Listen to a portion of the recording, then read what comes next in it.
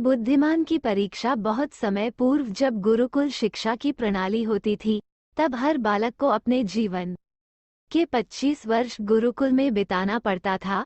उस समय एक प्रचंड पंडित राधे गुप्त हुआ करते थे, जिनका गुरुकुल बहुत प्रसिद्ध था, जहां दूर दूर के राज्य के शिष्य शिक्षा प्राप्त करने आया करते थे। बात उन दिनों की है जब राधे गुप्त की उम्र ढलने लगी थी और उसकी पत्नी का देहांत हो चुका था। घर में विवाह योग्य एक कन्या थी। राधे गुप्त को हर समय उसकी चिंता सताती रहती थी। वो उसका विवाह एक योग्य व्यक्ति से करना चाहते थे, जिसके पास संपत्ति भले ना हो पर वो कर्मठ हो, जो किन्हीं भी परिस्थिति में उसकी बेटी को खुश रखे और उचित समय पर उचित निर्णय ले सके। एक दिन उनके मस्तिष्क में एक ख्याल आया और उन्होंने इस परेशानी का हल सोचा कि क्यों न वो अपने खुद के शिष्यों में से ही योग्य वर की तलाश करे, उनसे बेहतर उनकी बेटी के लिए और क्या हो सकता है। इस कार्य के लिए उन्होंने बुद्धिमान की परीक्षा लेने का निर्णय लिया और सभी शिष्यों को एकत्र किया। राधे गुप्त ने सभी से कहा कि वे एक परीक्षा आयोजित करना चाहते हैं, जिसमें सभी की बुद्धिमानी का परिचय होगा। उन्होंने सभी से कहा कि उन्हें अपनी पुत्री के विवाह की चिंता है, जिसके लिए उनके पास पर्याप्त धन नहीं है, इसलिए वे चाहते हैं कि उनके शिष्य विवाह में लगने वाली सभी सामग्री कैसे भी करके एकत्र करे। भले उसके लिए उन्हें चोरी का रास्ता चुनना पड़े, लेकिन उन्हें चोरी करता कोई भी देख ना सके। इसी एक शर्त का पालन सभी को करना है। अगले दिन से सभी शिष्य कार्य में जुट गए।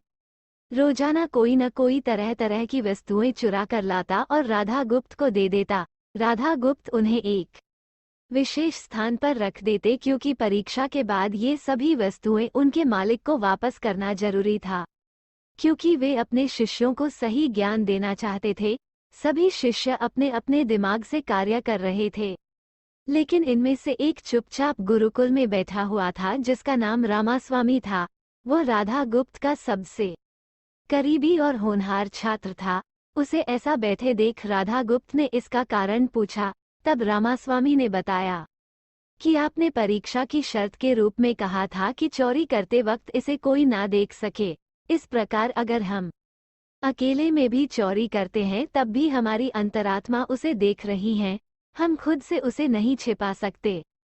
इसका अर्थ यही है कि चोरी करना व्यर्थ है। उसकी यह बात सुन राधागुप्त के चेहरे पर खुशी छा जाती है। वे उसी वक्त सभी को एकत्र करते हैं और पूछते हैं कि आप सबने जो चोरी की, क्या उसे किसी ने देखा? सभी कहते हैं नहीं। तब राधागुप्त कहते हैं कि क्या आप अपने अंतर्मन से भी इस चोरी को छिपा सके? सभी को बात समझ आ जाती है और सबका सिर नीचे झुक जाता है, सिवाय रामास्वामी के। राधागुप्त रामास्वामी को बुद्धिमानी की परीक्षा में अव्वल पाते हैं और सभी के सामने कहते हैं कि यह परीक्षा मेरी पुत्री के लिए उचित वर तलाशने के लिए रखी गई थी। इस प्रकार मैं रामास्वामी का विवाह अपनी पुत्री के साथ तय करता हूँ। सभी खुशी से झूम उठते हैं, साथ ही चुराई हुई हर एक वस्तु को उसके मालिक को सौंप विनम्रता से सभी से क्षमा मांगते हैं।